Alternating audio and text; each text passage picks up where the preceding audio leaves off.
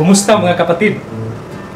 Atin ngayong pag-uusapan itong kulto na tatag ni Eliseo Soriano na MCGI o mas kilala sa tawag na ang dating daan. Paano nga ba ito nagsimula? Noong 1970s ay wala pang kulto na MCGI o ang dating daan dahil sumulpot lang ito noong 1980s. Si Eliseo Soriano ay isang high school dropout o hindi nakapagtapos ng high school na umanib at nagpabinyag sa isang kulto na tinatawag na Iglesia ng Diyos kay Kristo Jesus. Ito ay ang kultong tatag ni Nicolas Perez. Matagal si Eliseo Soriano sa kultong iyon at naging ministro pa siya doon. Narito ang ID niya bilang ministro ng kultong iyon. Itong si Nicolas Perez naman ay sumulpot mula sa kulto ni Teofilo Ora na tinatawag na Iglesia Verdadero de Cristo. Habang itong si Teofilo Ora naman ay sumulpot mula sa kulto ni Felix Manalo, ang nagtatag sa kultong INC o Iglesia ni Cristo. Samantalang itong si Felix Manalo naman ay sumulpot mula sa kulto ni Ellen White, ang founder ng kultong Seventh-day Adventist o mas kilala sa tawag na Sabadista. Kaya makikita natin kung saan nakahanay ang kultong tatag ni Soriano na MCGI. Ito ay galing pala sa kultong INC na nagmula naman sa Sabadista. Ang sakit kasi nitong kulto ay patuloy itong mag-aanak ng mga bagong kulto. Sa katunayan nga, noong 2009 ay may humiwalay na naman na kulto mula sa MCGI. Ito ay ang MCGCW na tatag ng dating katiwala ni Soriano na si Willie Santiago. At kamakailan lang ay may lumitaw na namang kulto mula sa MCGI. Ito ay ang MCGU o Members Church of God Universal na tatag ni Mr. Samuel Tahod noong 2021. O diba? Napakadaling gumawa ng kulto para manloko ng mga tao at gagawing negosyo. Kaya kung ating pagmasdan ngayon ay maraming nagsusulputang mga kulto na parang mga kabuti. Ang mga tanong na naging bangungot ni Soriano at sa kanyang mga kaanib ay ang mga sumusunod.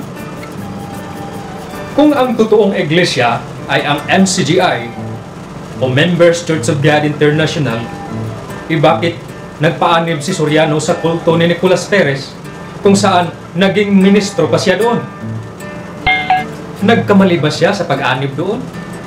O kung nagkamali man si Eli, hindi pala siya pinadala ng Diyos dahil umanib lang siya sa maling iglesia. At kung tama naman yung kulto ni Nicolas Perez, bakit umalis si Soriano doon kung nandun na siya sa tama? Diba ministro na si Soriano doon sa kulto ni Perez? Bakit pa siya nagtatag ng bago kung nandun na ang kay Nicolas Perez? Yan ang mahirap sagutin ng mga members ng MCGI, kaya namatay na lang si Soriano ay naiwang hindi nasagot ang mga iyan. Sabi ng mga kaanib ng MCGI na ang tunay daw na pangalan ng iglesia ay Iglesia ng Diyos o Church of God dahil mababasa daw ito sa Biblia. Pero di nila alam na ang nakalagay sa Biblia pala ay Church of God na may small letter C. At yun ay hindi official na pangalan, kaya nga small letter E. Hindi proper name yun. Pero iginigiit nila na pareho lang daw yun. Paano magkapareho yung nasa Biblia ay Church of God, small letter C, habang yung sa kanila ay MCGI o Members Church of God International? Napakalaki po ng kaibahan. Ang masakla pa ay may nakalagay na members at saka international. Gayong wala namang ganun sa Biblia. At kung tatanggapin natin ang argumentong iyon na kung ang pangalan ng iglesia ay Church of God ay tunay na agad, ibig sabihin tunay din itong napakaraming sikta o kulto na may pangalan din na Church of God. Mas nauna pa nga ito kaysa kay Eliseo Soriano. Ang masakla pa ay bago binigyan ni Soriano ng bagong pangalan ang kulto niya na MCGI, ang kulto niya dati ay pinangalanan niya muna ng Iglesia ni YHWH at ni YHWSE SMH YH Incorporated. Oh my God! Ito ang logo nila doon. Tingnan nyo. Nasaan dyan yung sinabi nilang tunay na pangalan na Iglesia ng Diyos o Church of God? Wala naman, di ba? Nagkamali ba si Soriano sa pagbigay ng pangalan ng kulto niya dahil maraming beses niya itong pinalitan? Ang masaklap ay hindi lang isang beses nagpalit ng pangalan si Soriano, kundi maraming beses. Saan kaya natin mababasa sa Biblia na papalitan ang pangalan ng iglesia kung di mo na nagustuhan ito o nagsawa ka na dito? Yan ang tanong na mahirap sagutin ng mga nauto ni Soriano.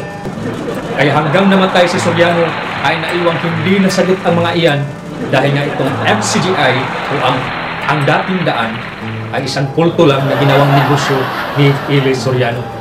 Kaya sa mga kapatid kong Katoliko, dapat mag-ingat tayo sa mga ganitong scam na relihiyon. Nilunoko lang tayo nitong mga peke at negosyong kulto. Doon tayo sa tunay na tatag ni Kristo, hindi sa kay Soriano. Doon tayo sa naitatag noong 33 AD, hindi sa 1980.